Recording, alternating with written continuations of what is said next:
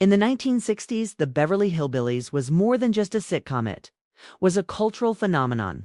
Week after week, millions tuned in to watch the Clampett family strike oil and trade their backwoods lifestyle for Beverly Hills glamour. With its quirky humor and unforgettable characters, the show became one of the most watched series in television history.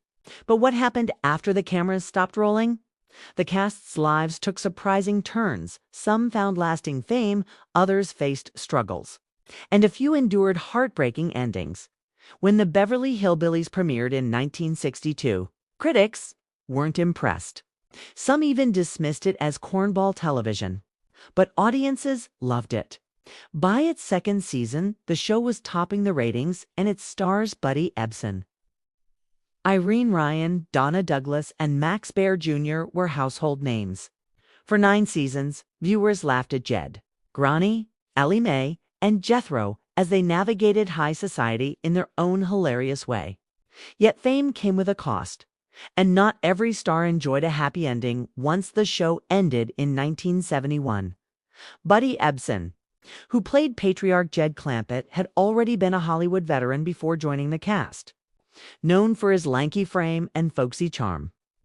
He was originally cast as the Tin Man in The Wizard of Oz, but had to quit after a severe reaction to aluminum dust nearly killed him. With the Beverly Hillbillies, he finally found lasting fame. After the show ended, Ebsen went on to star in the detective series Barnaby Jones and continued acting into his later years.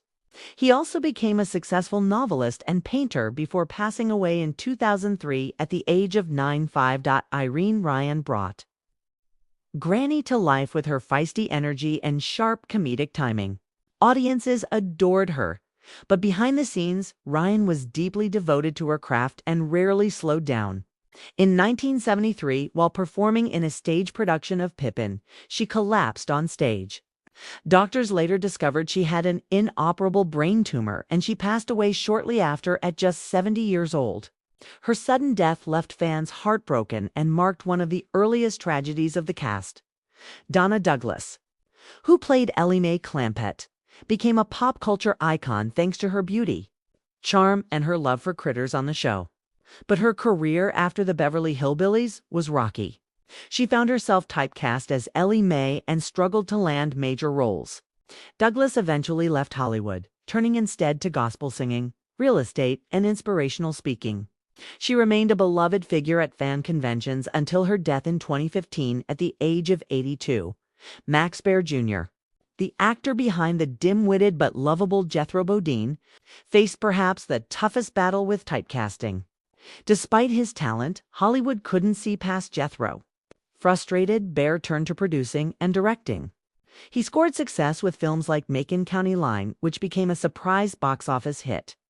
Baer invested in casinos and business ventures later in life, though some projects never materialized. As of today, he remains the last surviving main cast member, often reflecting on the show's legacy and its impact on his career. Other recurring actors also left their mark.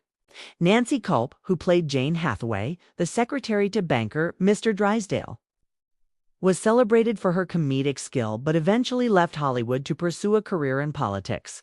She ran for Congress in Pennsylvania in 1984, though she was unsuccessful.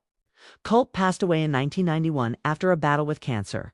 The legacy of the Beverly Hillbillies is a bittersweet one. While the show brought joy to millions and cemented its cast as TV legends, fame came with challenges. Some stars thrived, others struggled, and a few faced untimely ends. Still, decades later, the Clampetts remain etched in pop culture.